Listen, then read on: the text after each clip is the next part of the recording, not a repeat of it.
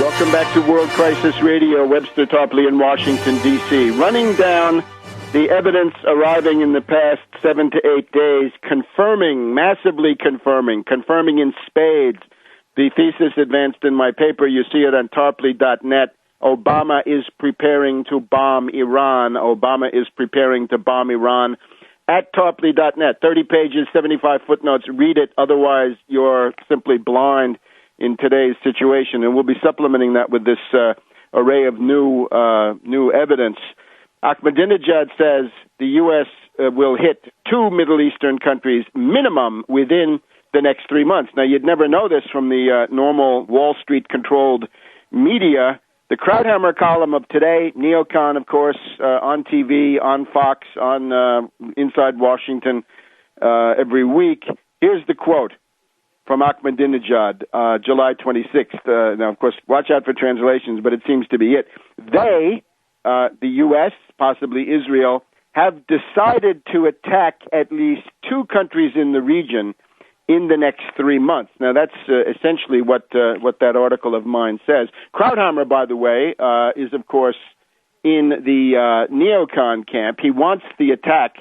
Rogue regime in Iran, of course, he says, the only hope to get them to reverse course is to relentlessly increase their feeling that if they don't, the Arab states, Israel, the Europeans, and Americans will, one way or another, ensure that ruin is visited on Iran. That's the line from the neocon Krauthammer. We don't also have to just look at hysterical war propaganda, some of it already under the principles of the Nuremberg Code, international conspiracy to launch aggressive war. This Japanese tanker incident in the Straits of Hormuz, a large Japanese tanker, I think of the Mitsui Group, an explosion at the waterline, not a mine, too small for that, but still fairly large. This seems to be it's probably the first overt act that we know of so far in this idea of getting an incident going. The false flag incident, the Gulf of Tonkin, would be what? Tanker blows up in the Gulf, or better yet in Hormuz, to block the channel, gets the Anglo-Americans what they want. Oil price doubles, triples, quadruples. You pay, but the dollar is saved.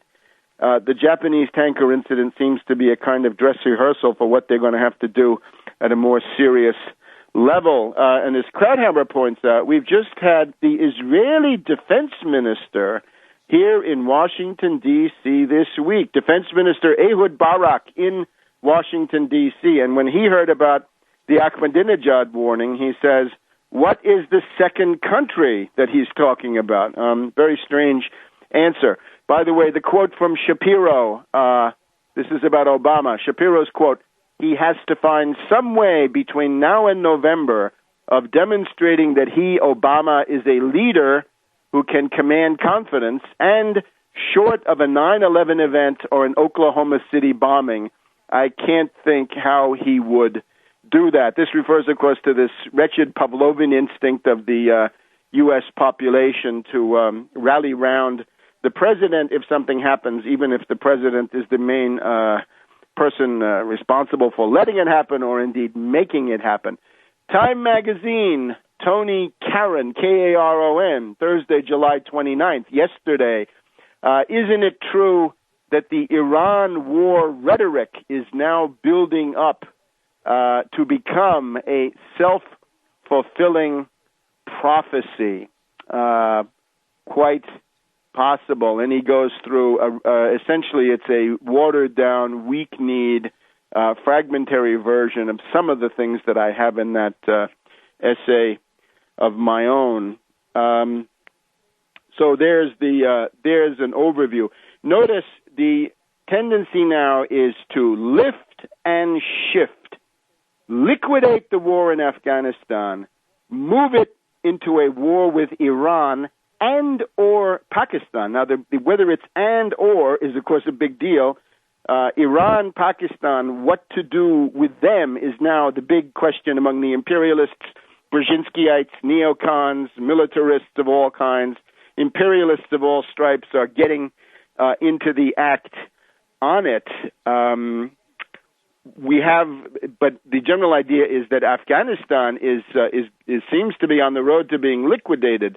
Kucinich and Ron Paul were able to force a vote in the House of Representatives where about 100 plus members of the House, eight Republicans, I think, the rest, almost 100 Democrats, want to end the Afghan war. That's 70 more votes for this than they had gotten before, and it indicates that there's a rapid erosion of support for Obama's lunatic military adventure in Afghanistan, which is failing. Again, the 66 body bags this month won't help.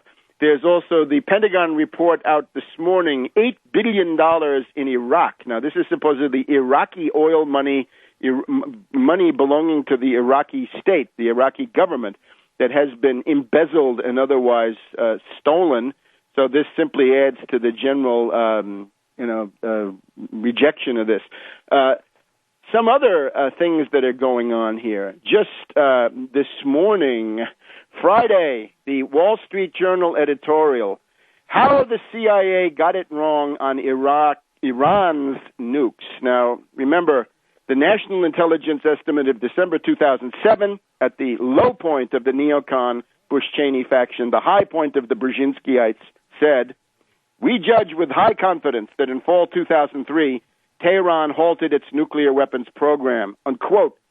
Here we have Edward J. Epstein, neocon, coming from the first wave of the Kennedy, the Warren Commission, limited hangout debunkers, I guess we can call them, thought to be connected, I think, at one time to James Jesus Angleton. We'll check that one. But his basic thing is, how did they get it so wrong? This is a terrible mistake they made in December 2007. Of course, the 2007 was the idea was to stop Bush-Cheney from attacking Iran, which Cheney had been trying to do in August, September with the rogue B-52, with an obvious case of a false flag attempt, which was shut down. It was stopped, but there was really no blowback because our dear left liberal impotent members of Congress were not even to force an investigation, even though Kucinich had promised in Tucson, Arizona, in March of 2009, that he would have an investigation of the rogue B-52, at least that one, but no. So how did they get it so wrong is the idea from Epstein. So here's the idea. In 2004, a CIA communications officer accidentally sent a satellite transmission to an agent in Iran that blew the cover of every spy the CIA had in Iran. The Iranians monitored the transmission. The Iranians then knew the identity of all the agents that the CIA had arduously maneuvered into position in Iran, the methods they used to communicate and everything else. And all of these people were then turned, became double agents and fed disinformation, and that disinformation became the NIE. Back in a minute.